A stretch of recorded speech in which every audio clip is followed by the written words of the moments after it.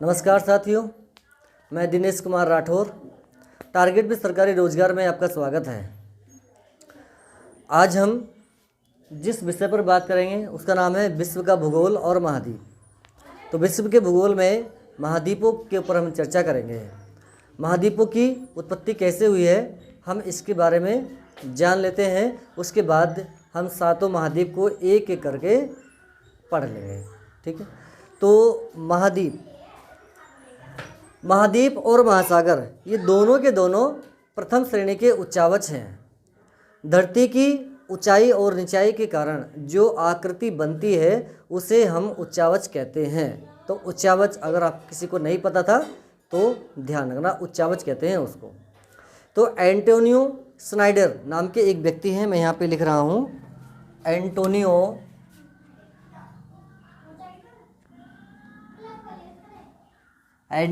Snyder. इन्होंने अपनी परिकल्पना दी थी कि जो महाद्वीप हैं वो पश्चिम की ओर प्रवाहित हो रहे हैं। ठीक है, इन्होंने भी एक अपना मत दिया था। इसके बाद आए हैं टेलर।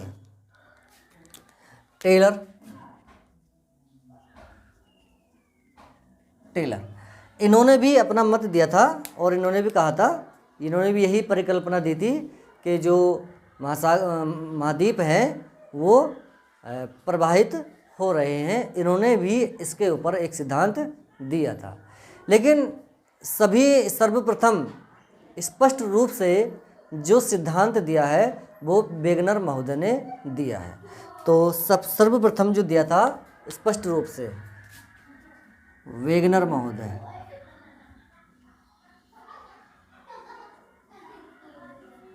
इन्होंने क्या कहा था? सर्वप्रथम इन्होंने कहा था, वेगनर महोदय ने, सभी देश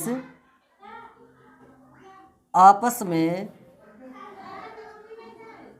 एक दूसरे से जुड़े हुए थे। आपस में एक दूसरे से जुड़े हुए थे जिसे पेंजिया कहा गया।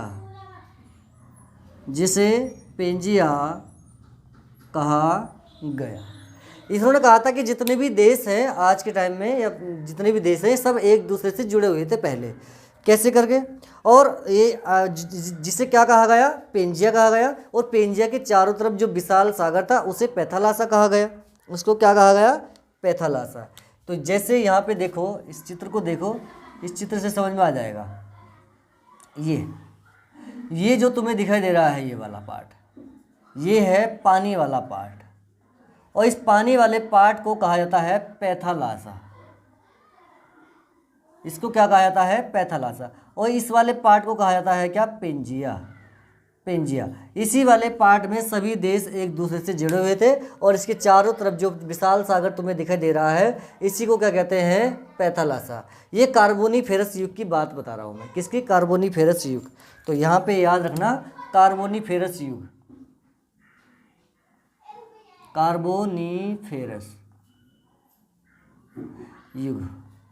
ये कार्बोनीफेरस युग की बात है। इसी युग में इस पेंजिया का विखंडन हुआ। कार्बोनीफेरस युग में ही पेंजिया का विखंडन हुआ। विखंडन होने का कारण ये था कि जो गुरुत्वाकर्षण शक्तियां हैं उनकी असमानता के कारण पेंजिया का विखंडन हुआ। ठीक है, किसका विखंडन हुआ है? पेंजिया का। तो गुरुत्वाकर्षण शक्ति के कारण, जो गुरुत्वाकर्षण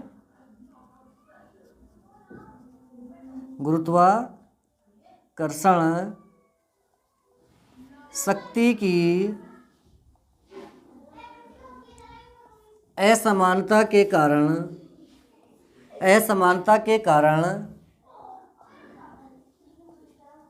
पेंजिया का विखंडन हो गया। इस पेंजिया का विखंडन हो गया। अब कैसे हो गया उसको देख लो। ये हमारा पैथालासा, ये हमारा पेंजिया। अब पेंजिया का कार्बोनीफेरस में ही विखंडन हो चुका है। कुछ इस तरह से हुआ है, इस तरह से।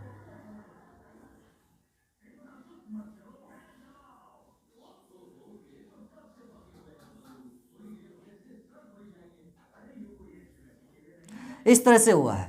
और इसके बीच में जो तुम्हें सागर दिखाई दे रहा है, ये पानी वाला जो पार्ट दिखाई दे रहा है, ये वाला, ये सब क्या है, ये सब सागर है। इस सागर को बोलते हैं टेथिस सागर। ठीक है, ये कौन सा सागर है, टेथिस सागर। ये टेथिस सागर है। इस तरह से कार्बोनिफेरस में इसका क्या हुआ है, विखंडन हो गया है और ये महाद्वीपों के रूप में बदल गए हैं, सातों के सातों। ठीक है, ये सब महाद्वीपों के रूप में बदल चुके हैं। इस तरह से हमारे महाद्वीपों का निर्माण हो गया है।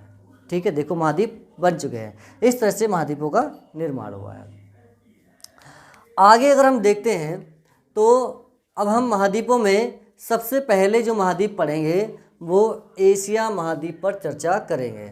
उम्मीद है यहाँ तक आपको ये समझ में आया होगा कि महाद्वीप कैसे बने हैं। एक बार मैं फिर से रिवाइज करा रहा हूँ महाद्वीप कैसे बने हैं। तो वेगनर महोदय का कथन तुम्हें याद रखना है, वेगनर महोदय ने जो सिद्धांत दिया है उसी को याद रखना है। यही क्वेश्चन सबसे ज़्यादा पूरे बार पूछा जाता है। तो वेगनर महोदय ने कहा था कि सर्वप्रथम दुनिया के सभी देश आपस में एक दूसरे से जुड़े हुए हैं और जिसे पेंजिया कहा जाता है, और इसके चारों तरफ एक विशाल सागर था जिसको क्या कहते हैं, पैथालासा कहते हैं। क्या कहते हैं, पैथालासा कहते हैं। और कार्बोनिफेरस युग में इस पेंजिया का विभाजन हुआ और ये पेंजिया का विभाजन महाद्वीपों में हो गया और अलग अलग महाद्वीप बन गए और बीच में इनके जो सागर था वो टेथिस सागर कहलाया। अब यहाँ पे तुम्हें याद रखना है कि गोंडवाना लैंड और अंगारा लैंड किसको कहते हैं। अभी मैंने इसको ठीक से नहीं बनाया है, जब हम मैप को पढ़ेंगे तब वो ठीक से पढ़ेंगे इसको। ठीक है, तो इसको अब मैं अगर यहाँ से एक रेखा गुजार देता हूँ, ये एक रेखा है जिसको बोलते हैं 0 डिग्री रेखा। 0 डिग्री रेखा के ऊपर वाला जो पार्ट है ये कहा गया अंगारा लैंड, इसको क्या कहा गया, अंगारा लैंड। और इधर वाला जो पार्ट है ये कहा गया गोंडवाना लैंड, ये कहा गया गोंडवाना लैंड। अभी भारत कहाँ है, भारत वर्तमान स्थिति में अंगारा लैंड में है, लेकिन वो किसका हिस्सा था, वो गोंडवाना लैंड का हिस्सा था। भारत कैसे अलग हुआ है इस पर भी हम चर्चा करेंगे जब हिमालय पर्वत पर बात करेंगे। ठीक है, तो 0 डिग्री रेखा के नीचे वाला पार्ट गोंडवाना लैंड कहा गया और 0 डिग्री रेखा के ऊपर वाला पार्ट अंगारा लैंड कहा गया। ठीक है, ये ध्यान रखना है तुमको। इसको हम लारेशिया भी कहते हैं, अंगारा लैंड को लारेशिया भी कहते हैं। अब हम चर्चा करते हैं अपने महाद्वीपों में, और महाद्वीप पर सबसे बड़ा जो महाद्वीप है एशिया महाद्वीप, और हम एशिया महाद्वीप से ही अपनी क्लास शुरू करेंगे। ठीक है,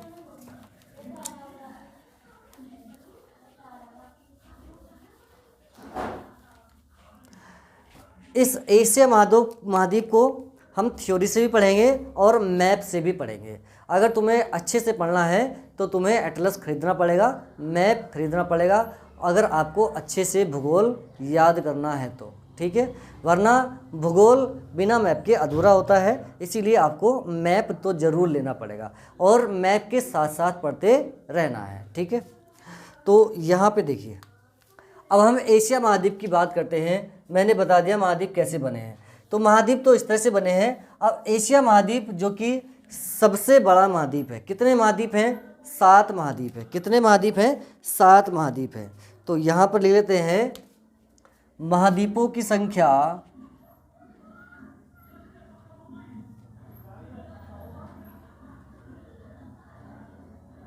महाद्वीपों की संख्या कितनी है, 7। मैं इसको क्रम से लिखूंगा, कौन सा छोटा है कौन सा बड़ा है। तो सबसे टॉप पे जो रहेगा सबसे बड़ा, और सबसे नीचे जो बॉटम पर रहेगा वो सबसे छोटा रहेगा।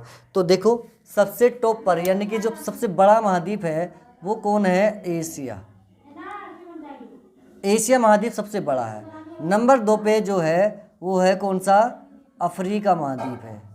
तीसरे पर है उत्तरी अमेरिका, उत्तरी अमेरिका।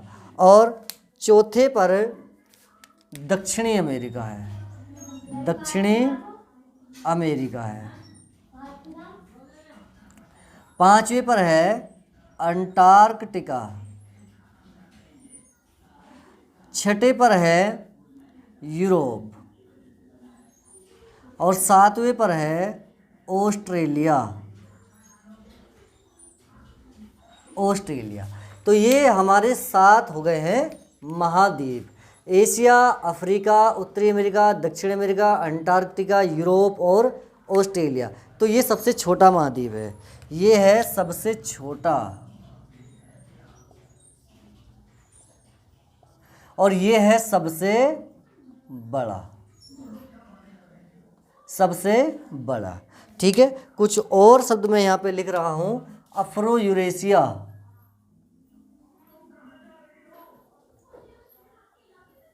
और एक होता है यूरेशिया। यूरेशिया, तो अफ्रो यूरेशिया में कौन कौन से महाद्वीप आएंगे? Africa, Asia, Europe. इसमें यूरोप और एशिया, इसमें ये आएंगे। ठीक है, तो अफ्रो यूरेशिया में अफ्रीका, एशिया और यूरोप, और जबकि यूरेशिया में यूरोप और एशिया, ये दो महाद्वीप आते हैं। ठीक है, ये ध्यान रखना है।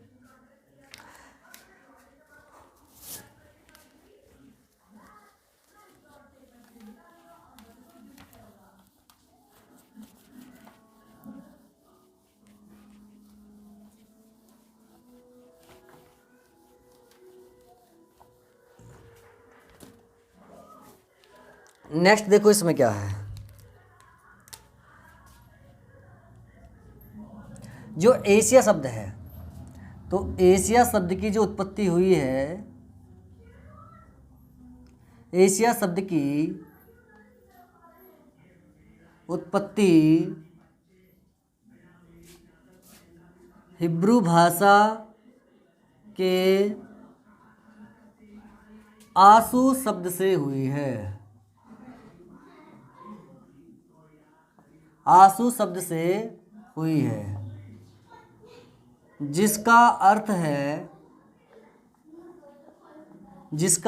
है सूर्य उदित।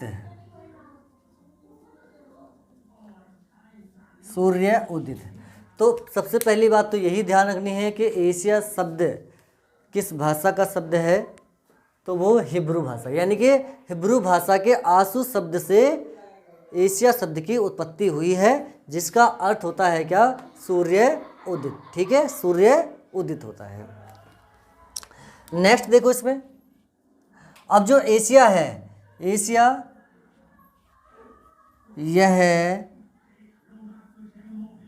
विश्व के 30%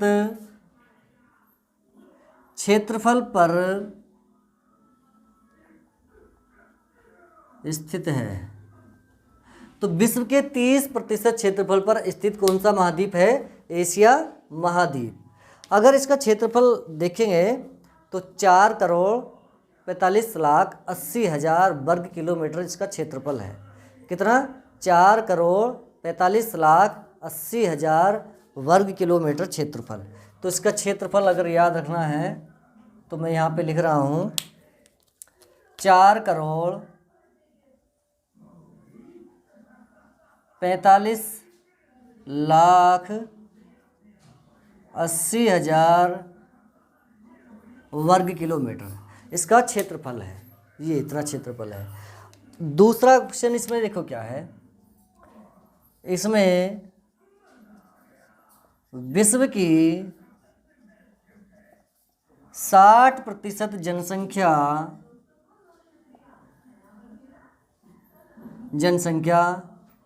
है। इसमें कितने प्रतिशत जनसंख्या है? 60% जनसंख्या है। करीब 4.6 अरब जनसंख्या इसमें रहती है। ठीक है, 4.6 अरब जनसंख्या इसमें रहती है। तो 60% जनसंख्या इसमें है। और इसमें अगर हम बात करते हैं कि एशिया और यूरोप के बीच में बॉर्डर कौन बनाता है, तो इसके हम बॉर्डर की बात कर लेते हैं। यह यानी कि एशिया, यह यूराल पर्वत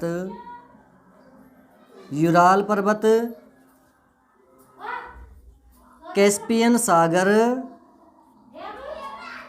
काला सागर तथा काकेसस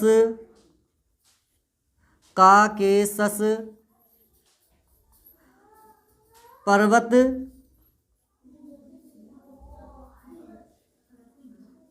के द्वारा यूरोप से अलग होता है। यानी कि ये सारे के सारे बॉर्डर बनाते हैं ये एशिया और यूरोप का। ठीक है, दूसरा देखो इसमें, अब ये अफ्रीका से कैसे अलग होता है, तो यह स्वेज नहर तथा लाल सागर के द्वारा अफ्रीका से अलग होता है, अफ्रीका से अलग होता है। यानी कि अफ्रीका और एशिया के बीच में बॉर्डर कौन कौन बना रहे हैं, लाल सागर और स्वेज नहर। ठीक है, ऑस्ट्रेलिया से कैसे अलग होता है, तो यह न्यू गिनी द्वीप द्वारा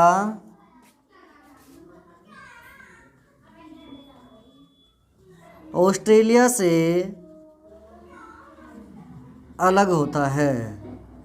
अर्थात न्यू गिनी जो द्वीप है, देश है, वो ऑस्ट्रेलिया और एशिया के बीच बॉर्डर शेयर करता है, यानी कि बॉर्डर बनाता है। ठीक है,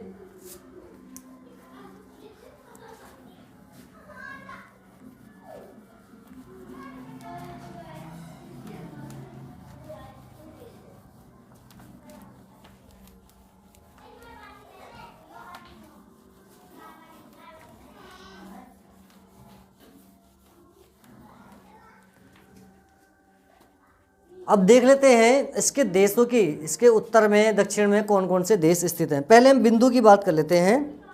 बिंदु,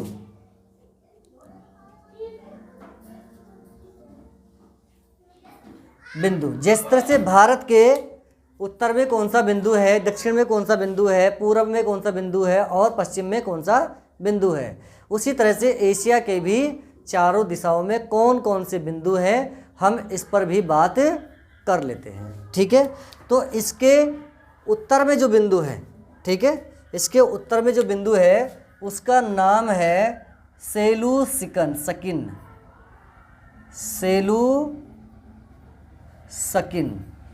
इसके पूर्व में जो बिंदु है ये उत्तर दिशा है।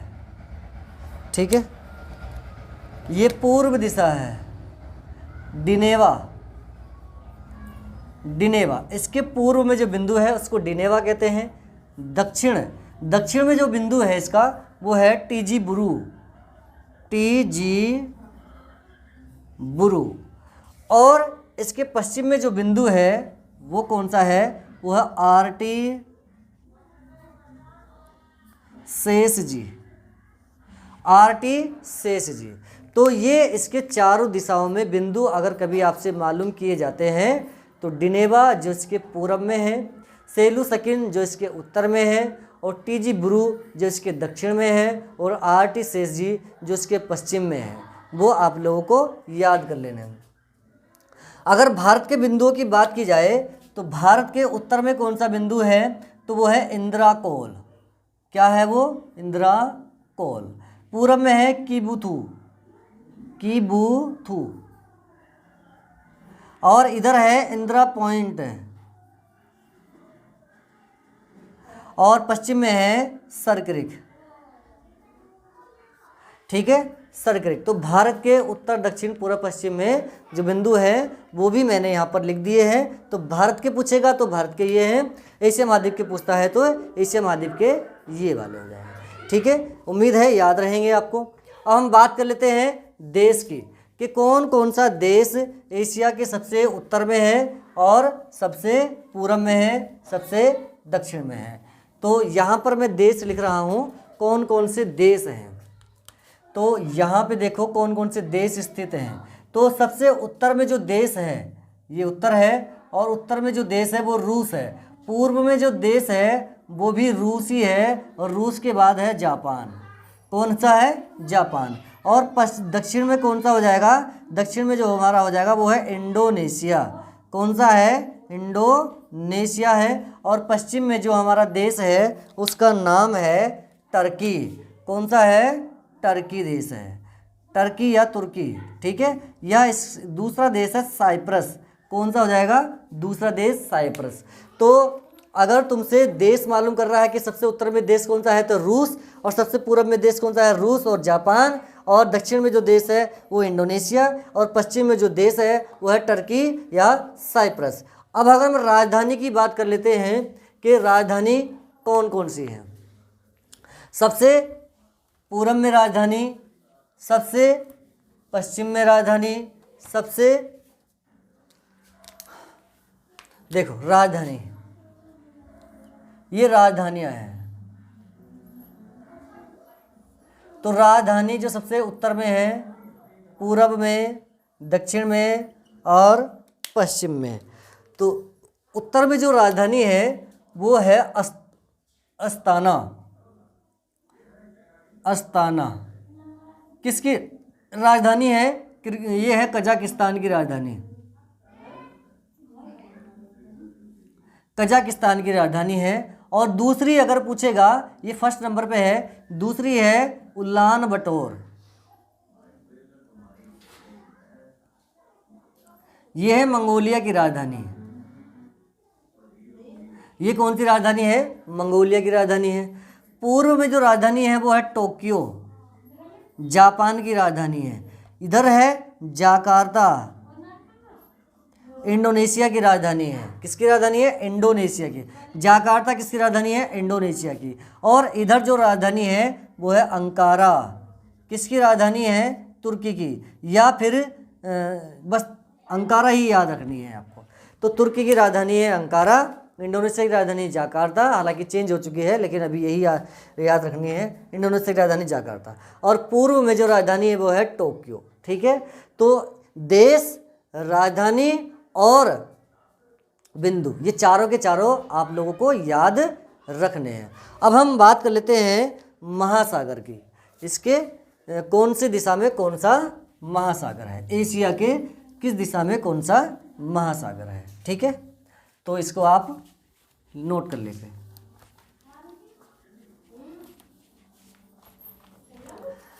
तो एशिया के महासागर हम देख लेते हैं। उत्तर में कौन सा महासागर है, पूर्व में कौन सा है और दक्षिण में महासागर कौन सा है? तो महासागर, उत्तर में जो महासागर है वो है आर्कटिक,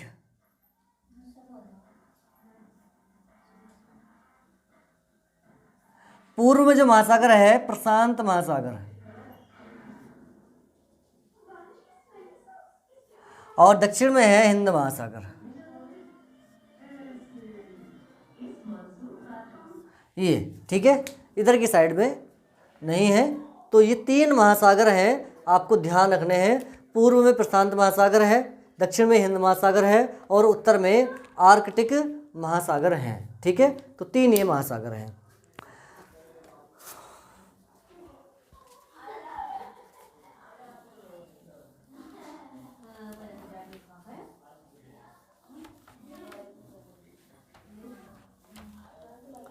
अब जो एशिया है, एशिया को हम भागों में बांट करके पढ़ेंगे। किसमें बांट करके? भागों में बांट करके पढ़ते हैं। तो एशिया के 6 भागों, देखो एशिया को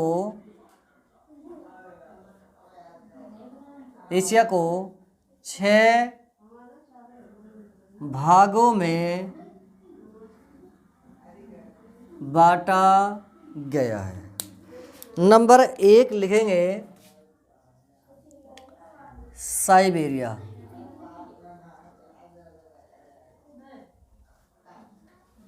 प्रदेश, रूस वाला जो पार्ट है वो इसमें आ जाएगा। नंबर 2 पे जो हम पढ़ेंगे 2 पे है central Asia, central Asia.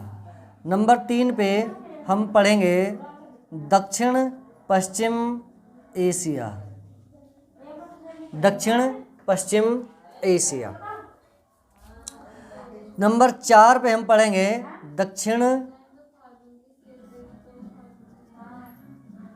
Asia. Number 5 पे हम पढ़ेंगे दक्षिण पूर्वी एशिया। और नंबर 6 पे हम पढ़ेंगे पूर्वी एशिया। तो ये 6 पार्ट में हम एशिया को कवर करेंगे। इसको मैप से भी पढ़ेंगे और प्रत्येक इसके देश की बात भी हम करेंगे। कोई भी एक क्वेश्चन हम इसमें नहीं छोड़ेंगे। तो अब हम इसके पहले पार्ट को कल की क्लास में पढ़ेंगे। आज जितना मैंने पढ़ाया है आप लोग इसको रिवाइज करिए, पढ़िए और याद करिए। इसको आप मैप से पढ़ेंगे तो ये इससे बढ़िया और कोई बात ही नहीं होने की है। तो क्लास कैसी लग रही है कमेंट्स बॉक्स में बताएं। चैनल को लाइक करें, शेयर करें और सब्सक्राइब भी जरूर करें। ठीक है, धन्यवाद।